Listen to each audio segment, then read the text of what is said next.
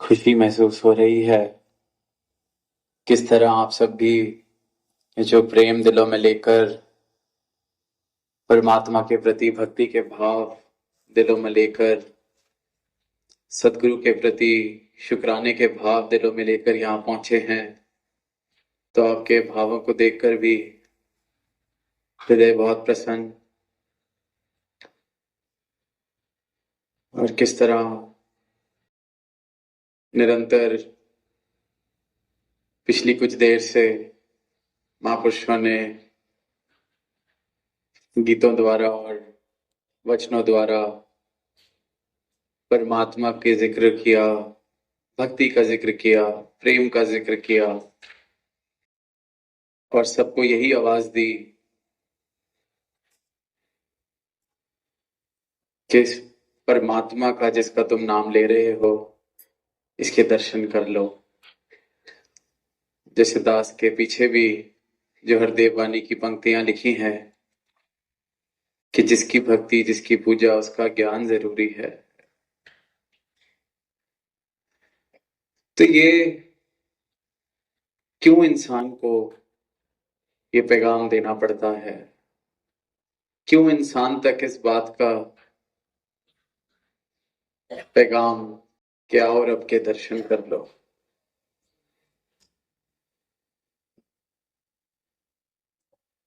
ये तो सुनने में ऐसा लगता है कि परमात्मा अगर मिलने योग्य है तो कौन नहीं मिलना चाहेगा परमात्मा से। परमात्मा को जाना जा सकता है तो कौन नहीं जानना चाहेगा इस परमात्मा को। पर फिर भी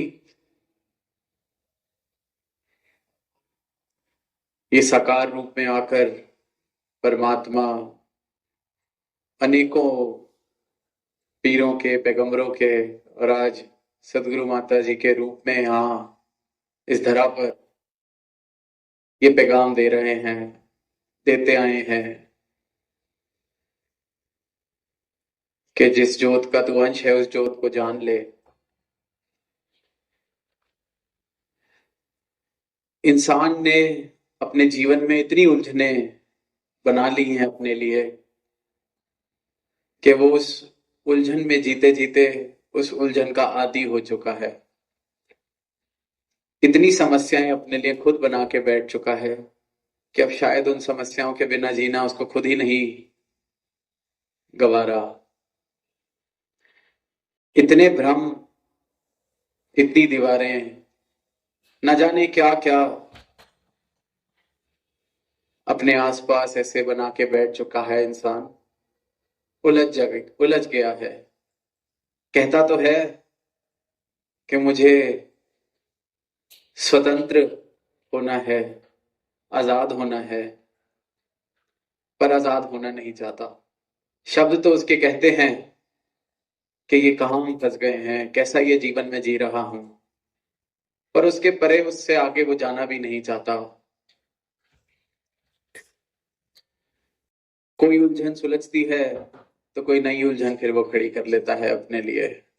कोई भ्रम टूटता है तो किसी और भ्रम का सहारा उसको अपने जीवन के लिए चाहिए। अक्सर हमने देखा कि संतों ने जात पात से ऊपर उठने का एक संदेश दिया कि ये जाति पाति के जो ये भ्रम है, ये समाज ने जो दीवार बना ली है जाति पाति की इंसान के लिए, इंसान ने अपने मन में ये भ्रम पाल लिया है कि मैं किसी ऊंचे कुल का हूं, किसी नीचे कुल का हूं। इससे ऊपर उठो। जो तो ऊपर उठ पाए वो तो मुबारक है, पर अभी भी देखते हैं कि कितने बड़े हिस्से में इस देश के कितनी बड़ी एक ऐसी जनसंख्या है जो जीवन अपना इसी आधार पर कि मैं इस कुल का या मैं उस कुल का, मैं इस जाति का या मैं उस जाति का, मैं श्रेष्ठ। और अगर कोई ये जाति पाति के भेदभाव से थोड़ा सा ऊपर उठा, फिर उसने नए भेदभाव देख लिए, रंग नस्ल के, भाषा के, मैं इस प्रांत का, वो उस प्रांत का, पढ़ाई लिखाई के कि मैं ज्यादा पढ़ा लिखा, वो कम पढ़ा लिखा। तो फिर जो कबीर दास जी के वो शब्द कि जात पात पूछे नहीं कोई, हर को भजे सो हर का होए, तो फिर ऐसे मौके पे संतों ने चेताया कि जात पात को कोई नहीं पूछने की जरूरत, ये हर को भज लो और हर के हो जाओ। क्योंकि ये जो हरि है, ये जो परमात्मा है, जब इसकी कोई जात पात नहीं, इसका कोई विभाजन नहीं, तो फिर उसके अंश का किस प्रकार से ये तुमने विभाजन कर लिया है। इस विशाल परमात्मा के, इस निराकार के तुम अंश, तो क्यों अपने आप को मैं इस जात का, मैं उस जात का, किन भेदभावों में बांट के अपनी जिंदगी खराब कर रहे हो। कबीरदास जी ने तो मूर्ख और गवार भी ऐसे लोगों को कहा जो जाति पाति के अभिमान में फंस जाते हैं। पर इंसान को इस बात से, इस भ्रम से निकाला, हर को भजने की तरफ इशारा किया, तो इंसान हर को भजते भजते भी वहां भी अपने भेदभाव, वहां भी अपनी उलझन खड़ी कर लेता है कि मेरा राम बड़ा, मेरा अल्लाह बड़ा, मेरा गॉड बड़ा, मेरा अकाल पुरख बड़ा। बेशक परमात्मा एक होगा, पर एक तो फिर मेरे वाला ही है, और किसी का परमात्मा फिर कुछ भी नहीं। फिर इंसान ने इस प्रकार की उलझने कि ठीक है, एक है, तो राम वाला कहता है सिर्फ राम है, अल्लाह वाला कहता है सिर्फ अल्लाह है, गॉड वाला कहता है सिर्फ गॉड है। उलझनों पे उलझने, भ्रम पे भ्रम। इसको इस बात का चेता ही नहीं है, एहसास ही नहीं है कि जिसे मैं राम कह रहा हूं उसी को अल्लाह कहते हैं, जिसे मैं गॉड कह रहा हूं वही राम है। नाम बेशक अलग। बात सुनने में बड़ी लगती है कि ये तो बड़ी साधारण सी बात है, कितनी बार दोहराई गई है, पर फिर भी जितना मन करता है या जितना ध्यान जाता है इस बात पर विश्वास करने का कि शायद मानवता इन बातों से ऊपर उठ चुकी है, फिर कोई ना कोई ऐसा प्रमाण, कोई ना कोई ऐसा इंसिडेंट, कोई ना कोई ऐसी खबर आ जाती है कि ये अभी भी इसी बात के झगड़े, इसी बात की लड़ाई कि मेरा धर्म बड़ा, मेरा परमात्मा बड़ा, कोई और मेरे आगे अपने परमात्मा का नाम भी ना ले ले। आज की सच्चाई है ये। आज भी इसी प्रकार जीवन जिए जा रहे हैं, एक दूसरे को कुचलने के लिए, मारने के लिए, खून बहाने के लिए भी आतुर हैं। इस प्रकार से धर्म की समझ बना ली है इंसान ने। सोचता है कि मैं बहुत धार्मिक हूं, पर बिल्कुल उसके विपरीत जो परमात्मा ने, गुरुओं ने, पीरों ने, पैगंबरों ने चाहा, बिल्कुल उससे विपरीत अपना जीवन जी के दिखा रहा है। तो ये उलझन से बाहर क्यों नहीं आ पाता, या क्यों नहीं आना चाहता? क्यों इसे विश्वास नहीं होता जब ये कहा जाता है कि उठ, जाग, देख तू क्या कर रहा है, कैसा जीवन जी रहा है। और फिर जो जो इस ज्ञान को प्राप्त हुए, इस सच का बोध जिन जिन को हुआ, फिर उनके वचन आए हैं जिन्होंने ये एकत्व की बात की, जिन्होंने ये जाति पाति से ऊपर उठने की बात की, जिन्होंने राम अल्लाह को एक करके जानने की बात की, क्योंकि उन्होंने पहले इस एक के दर्शन किए गुरु की कृपा से। इस एक के दर्शन किए तो देखा, कण कण में इस एक को देखा, पत्ते पत्ते में, जर्रे जर्रे में इस एक को देखा। गुरु की ऐसी कृपा उन सबके ऊपर हुई कि नजर में सिर्फ ये एक, दो दिखने ही बंद। जो पहले फर्क था कि मैं फलाने प्रांत का, मैं फलाने धर्म का, वो सारे खत्म। जिधर देखा फिर ये एक के ही दर्शन, इस परमात्मा के ही दर्शन। सारे भेदभाव जीवन से मिटने लगे। तो फिर इस परमात्मा को प्राप्त करने के बाद जो अवस्था जीवन में आई, जो जीवन का रूप बना, फिर उस रूप से, उस अवस्था से फिर ऐसे वचन भी निकले कि काशी काबा एक है राम रहीम, मैदा एक पकवान बहु बैठ कबीरा जी। कि ये एक मैदे से कितने पकवान बना लो, पर मैदा तो मैदा सब में बराबर ही है। पर इंसान ये सुनता है, पढ़ता है, रिसर्च करता है, पर जीवन में ये अवस्था उसके फिर भी नहीं बन पाती। इसलिए फिर ये संतों का महत्व कि वह इस प्रकार का जीवन जी के दिखाते हैं। ये रोशनी लेकर अपने जीवन में इस प्रकार से चलते हैं कि जहां जहां अंधेरा है वहां ये रोशनी पहुंचने लगती है। वो प्रेम की सिर्फ बात नहीं करते, जीवन उनका प्रेम बन जाता है। फिर जो इंसान समझता था कि ये जन्म मिला है, सुनता तो है, आज भी अनेकों बार ये जिक्र हुआ कि अमूल्य जीवन, सर्वश्रेष्ठ योनि मानव जीवन मिला है, बड़े भागों वाले हैं, बड़े भाग मानस तन पावा, बहुत भाग्य से मिला है ये तन। पर इस भाग्य से मिलने वाले तन को इंसान ने, समाज ने, संसार ने बहुत सीमित से काम में लगा दिया है, अपनी खुद की सीमा बना ली है। कहीं पर धन इकट्ठा करने की सीमा है कि इसी के अंदर अगर ये भाग्यवान जीवन है तो ये और भाग्य वाला हो जाएगा अगर इसमें बहुत धन आ जाए, ये और भाग्य वाला हो जाएगा अगर इसमें कुछ उपलब्धियां हो जाएं, ये बहुत ही भागों वाला हो जाएगा अगर इसमें इतनी जायदाद, इतनी जमीन इकट्ठी हो जाए, ये बहुत भागों वाला हो जाएगा कि जो मैं चाहूंगा मुझे मिल गया, इतने बड़े भाग हैं मेरे। इंसान ने अपने भाग्य की यही एक सीमा, अक्सर हम संसार में भी जब सुनते हैं कि कितने भागों वाले हैं, कितनी बड़ी बड़ी उनकी गाड़ी, कितनी बड़े बड़े उनके घर, कितने बड़े बड़े उनके बंगले, फिर वो नहीं तो कितने भागों वाले हैं कि देखो घर में बच्चे हैं, पुत्र धन है इनके पास जीवन में। ये उलझन, लड़का लड़की, औरत मर्द, इंसान ने अपने लिए उलझन बनाने की कोई भी कमी नहीं छोड़ी है। और जिसको वो भाग्य समझता है, ये सारे पदार्थ जिनका जिक्र हो रहा है, इनकी अपनी महत्वता है। ये जीवन जीना है तो इनसे बिल्कुल किसी भी पीर ने, पैगंबर ने, गुरु ने ये नहीं कहा कि गृहस्थ को छोड़ दो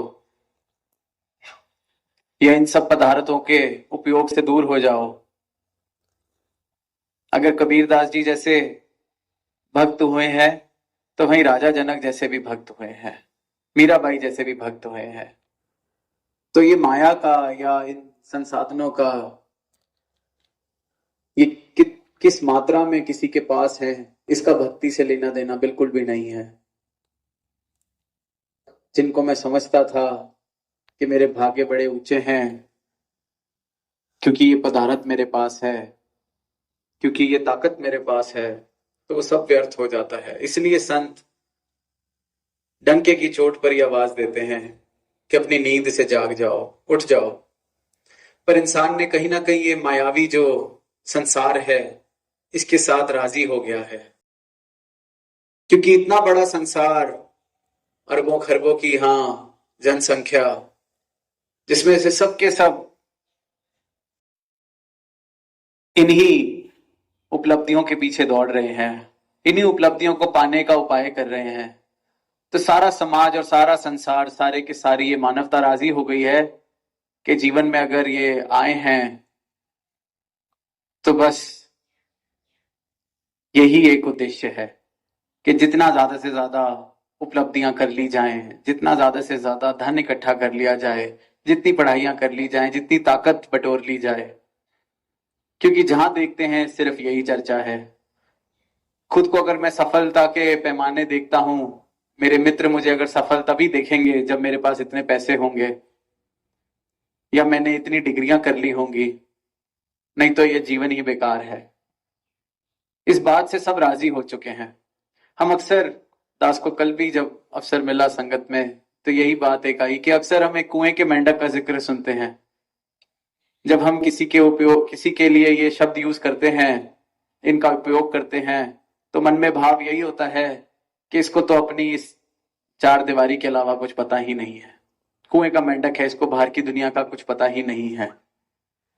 कभी कोई बच्चा पढ़ लिख के आ जाता है और वापस अपने गांव लौटता है तो देखता है कि ये सब तो कुएं के मेंढक हैं, इन्हें कुछ पता ही नहीं है दुनिया कहाँ की कहाँ पहुंच गई है। इंसान बहुत बार अनेकों ऐसी स्थितियों में इन शब्दों का उपयोग करता है, पर कहीं ना कहीं इंसान, सारी की सारी मानवता कुएं का मेंढक बन के बैठ गई है, और वो कुआं है ये मायावी संसार का। इसके परे कुछ है, इस बात पे विश्वास ही नहीं है। इसके परे कुछ हो सकता है, इस बात पे यकीन ही नहीं है। कलबीदास ने उस कहानी का जिक्र किया जो सदगुरु माता जी ने अपने प्रवचनों में सुनाई। कैसे ही एक कुएं का मेंढक बहुत ऊंची छलांगे लगा लेता था अपने कुएं के अंदर, उस कुएं का राजा बन के जीवन व्यतीत कर रहा है। उसको लगता है अब सब पा लिया, इससे ज्यादा ताकत, इससे ज्यादा शोहरत, इससे ज्यादा मान सम्मान अब मुझे नहीं मिल सकता। सारे कुएं के मेंढक उसके आगे नतमस्तक कि वाह आप जैसी छलांग।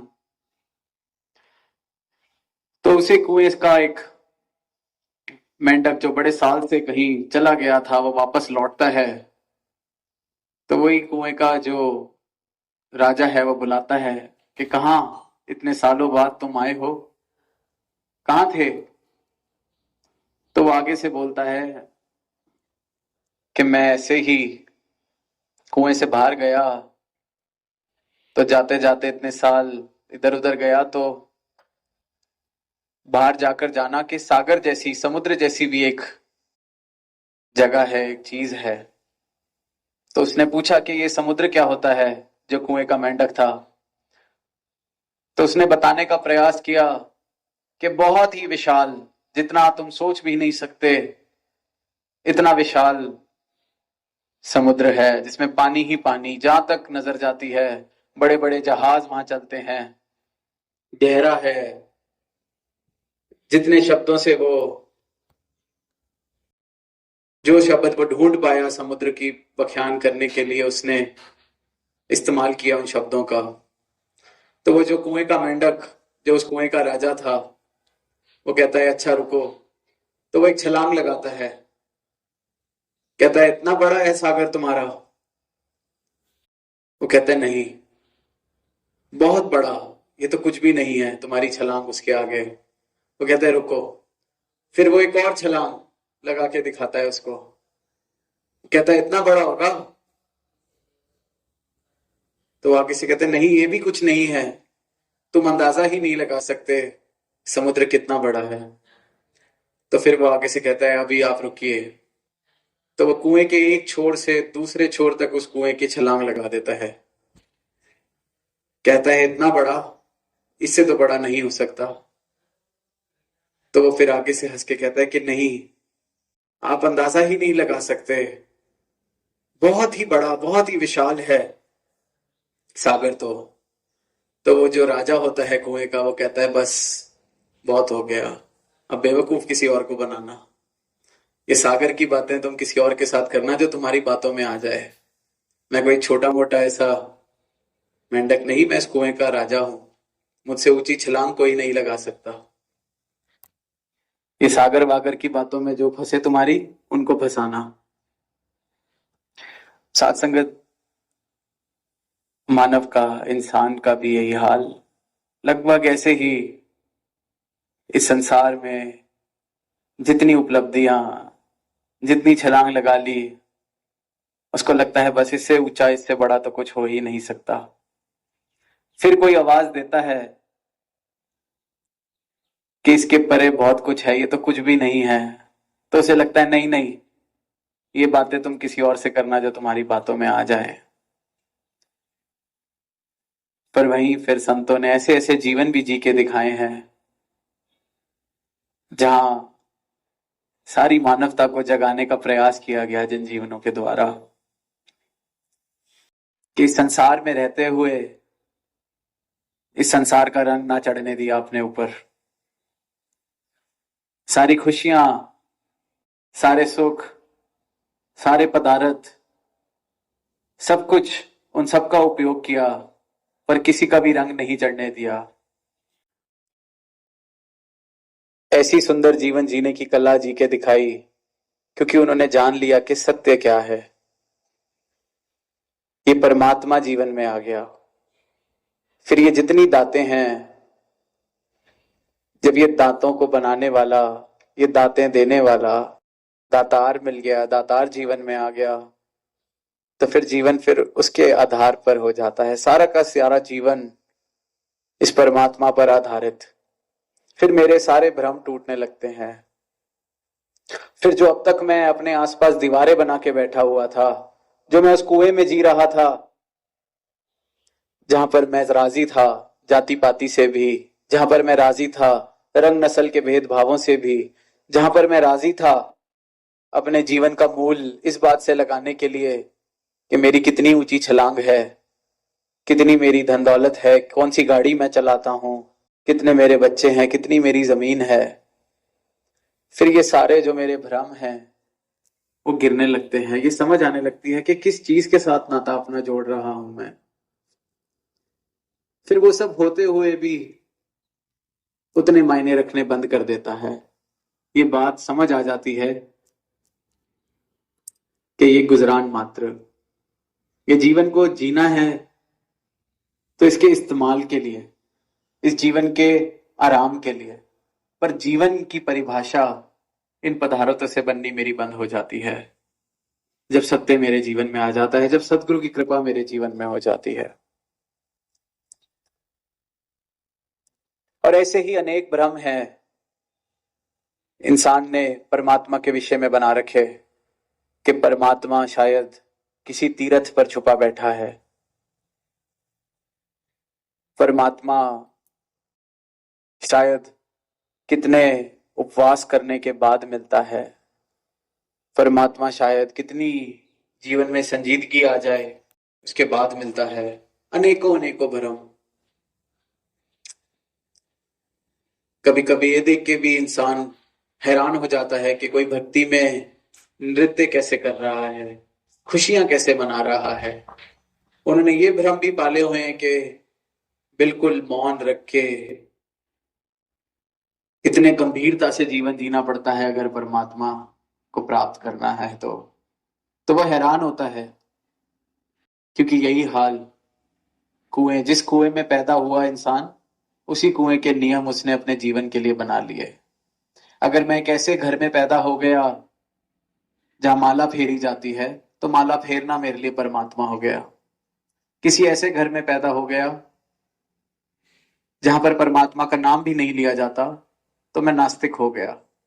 किसी ऐसे घर में पैदा हो गया जहां पर किसी तरीके से पूजा पाठ किया जाता है, तो मेरे लिए वही सब कुछ हो गया।